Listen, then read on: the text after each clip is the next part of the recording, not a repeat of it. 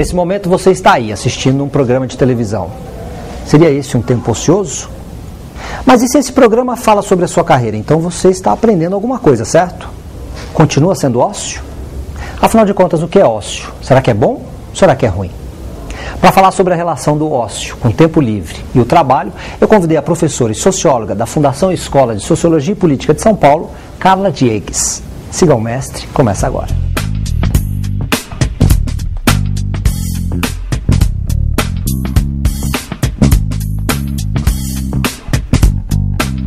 Professora Carla Diegues, bem-vinda ao Siga o Mestre, tudo bem com você? Tudo bem, obrigada. Eu que agradeço o convite para participar do programa. Eu fiquei curioso com a sua carreira, porque eu ouvi dizer que você é uma mestre, uma especialista na subjetividade do trabalhador, é isso mesmo? Ou do trabalho, é isso mesmo? Eu trabalho para ser uma expert nessa área. É uma área que eu me interesso muito, que eu tenho desenvolvido estudos e pesquisas voltados para a questão da subjetividade do trabalhador.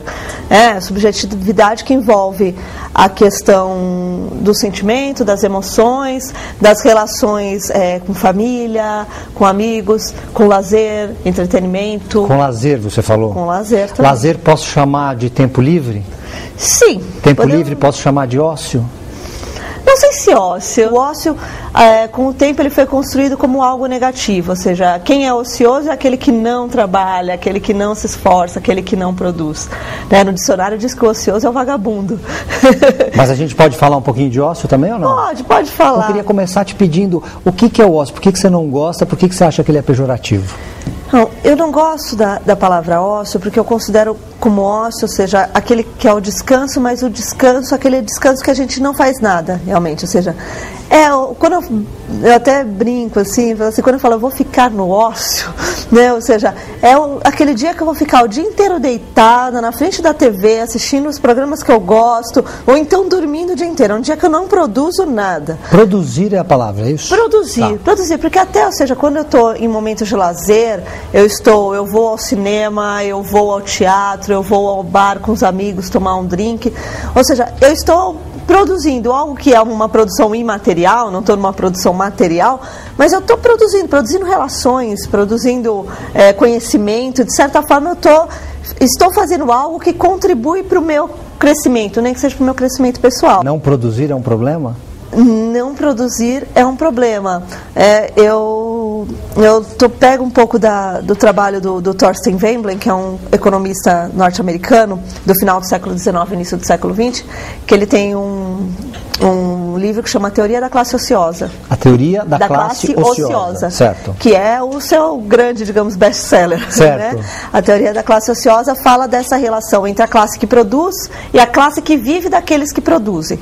Tá? Mas considerando que aquele que produz é aquele que, de certa forma, está numa posição não nobre, não digna, né? E aquele que vive daqueles que produzem é aquele que está numa posição nobre.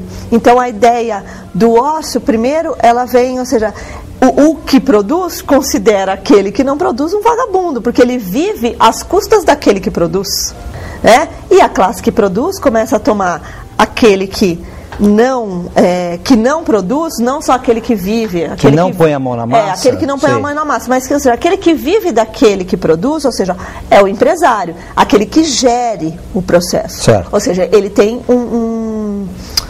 uma posição importante nesse processo. Ele que vai fazer com que a mercadoria, de certa forma, circule, né? Ele vai ser responsável por gerir esse processo, por controlar o processo e tudo.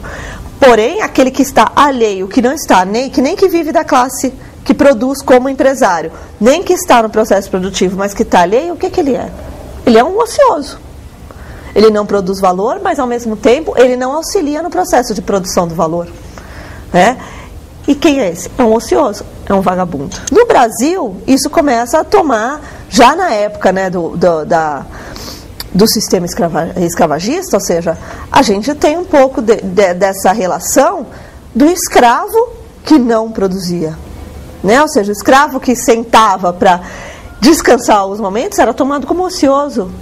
Ocioso, ou seja, o tempo ocioso é o tempo de não produção. Então você está começando a me dar as raízes do porquê do sentimento de culpa, às vezes, dos executivos e das pessoas, quando a gente não faz nada, é isso? Sim, com certeza, porque estar em ócio é estar em não produção. Mas então você está criando um paradigma aqui, porque você está me falando que é uma concorrência feroz, que é um medo, uma insegurança do executivo, por outro lado, de algo que é muito rico e muito necessário. Sim. Como é que eu resolvo isso? É um problema difícil de resolver, que acho que é um problema que não cabe ao executivo, digamos assim, ao trabalhador em si. Cabe àquele executivo que gere realmente a empresa, de mudar a cultura da sua empresa. Ou seja, a empresa que investe nessa questão, olha, o meu trabalhador, o meu executivo, o meu trabalhador, o meu funcionário, ele vai ter o direito a tempo livre, ele vai usufruir do tempo livre dele, porque esse tempo livre enriquece o conhecimento dele, ou seja, ela está investindo num profissional melhor. Pode ser uma vantagem competitiva no meio empresarial, é isso?